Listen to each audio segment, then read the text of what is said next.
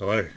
If you don't know who I am, my name's Rory. I'm the minister of the Methodist Church in Haxby Wigginton, and on the 24th of March I started a series of daily short reflections.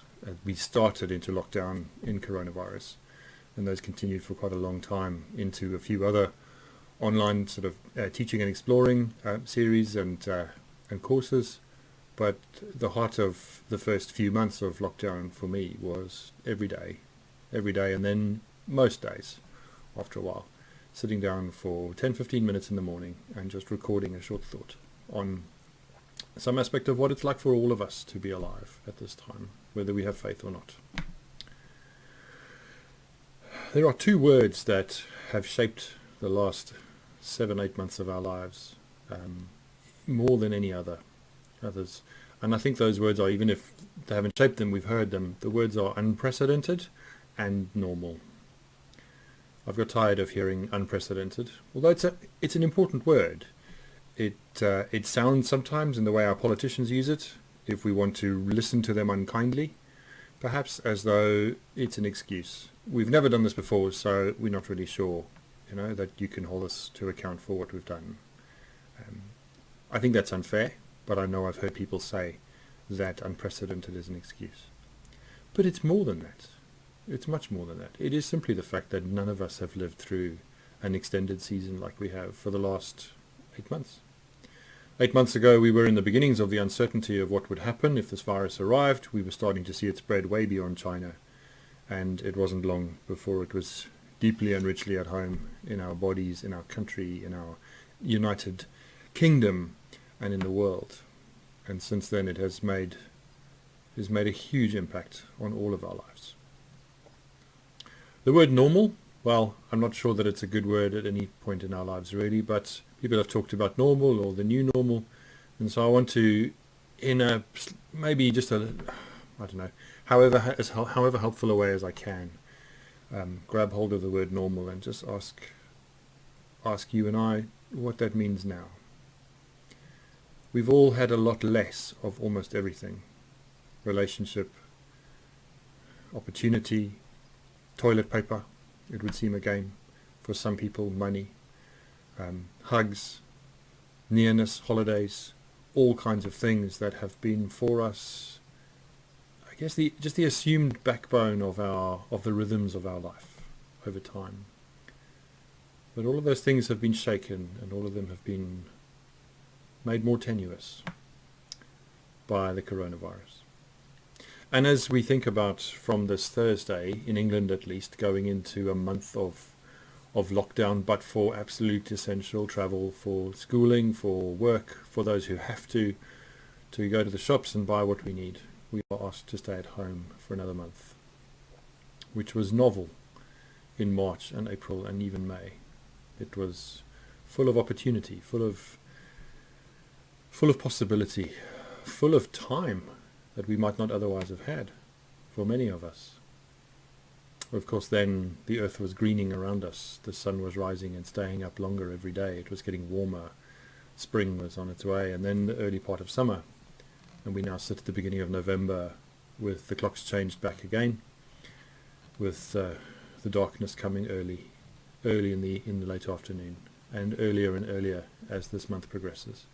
We find ourselves asking what it feels like to be in lockdown now, what it feels like to be living with just as much uncertainty, if not more, than we had a few months ago. I think that in April and May, for many of us, our thought was that we would ride this out, that if it cost us 6 months and took us into the summer, we might even forsake a summer holiday, but we would then come out the other side into normal, at least mostly normal.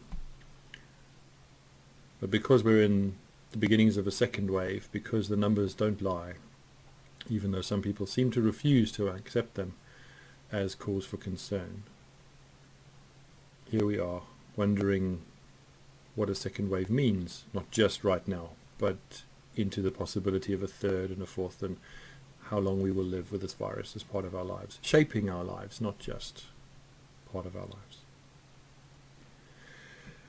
On the 24th of March, I began the sort of short video blogs that I did with a short video that was titled Starting Slowly, And if you want to go back on the church's YouTube channel and find it, it's the first of the videos on our channel, Starting Slowly.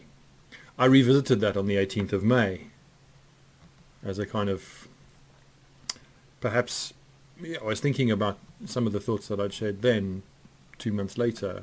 Seemed like a long time then, but it's obviously 5.5 months since the middle of May. And it felt then that we were kind of rebooting into the summer, but here we are. What I shared then, I want to share again. Perhaps the best you and I can do. Perhaps the only thing that really makes sense as normal, as reasonable, when it comes to what we expect of ourselves and each other, is just a few good decisions each day. A few things that are kind to ourselves, maybe kind to our neighbour in some act of generosity, but let's be selfish for a moment and say for the next month, for those of us who live in England and those in Wales and other countries that are already in lockdown in different ways, how can we make just a few good decisions a day that help us to at least survive and perhaps thrive a little bit? And those decisions will be different from the decisions we made in March and the decisions we made in May, because we're not the same people anymore, and also because some of those decisions, certainly in May have been about getting outside and sitting outside, walking, being outdoors, which now for many of us, for many of you, is physically unwise because it's November and because thinking about the next month, some kind of grand scheme to breathe fresh air and to be outside in the sunshine is not reasonable. So how could you be kind to yourself today?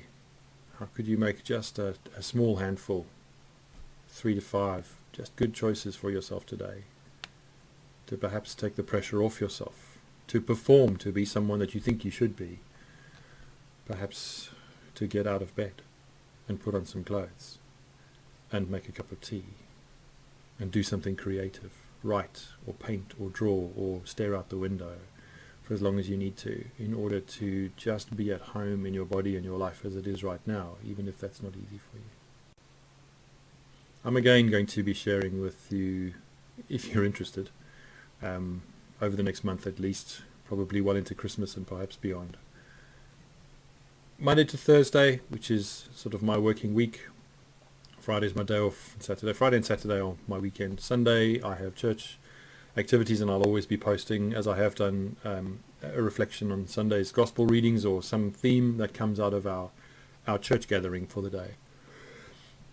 But Monday to Thursday every week, most weeks, I'm going to absolutely do my best to post just a short 5 to 10 minute reflection on how I'm thinking and feeling, and maybe you'll resonate with that. But also not advice, not any patting on the head, not any patronizing, not any telling you what to do, but just perhaps picking out from this extraordinary time we find ourselves in some of the things that are worthy of our attention.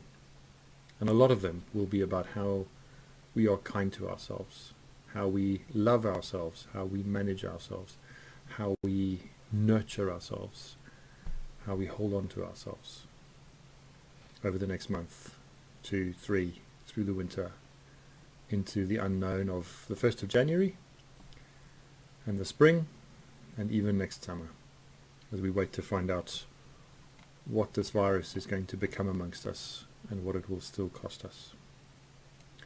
So be kind, be gentle, be gracious to yourself, to those who share your house, to those who you love far away, to those you ache and long to hug but can't, large or small, near or far. Make a few good decisions each day. Just a few. Just a few.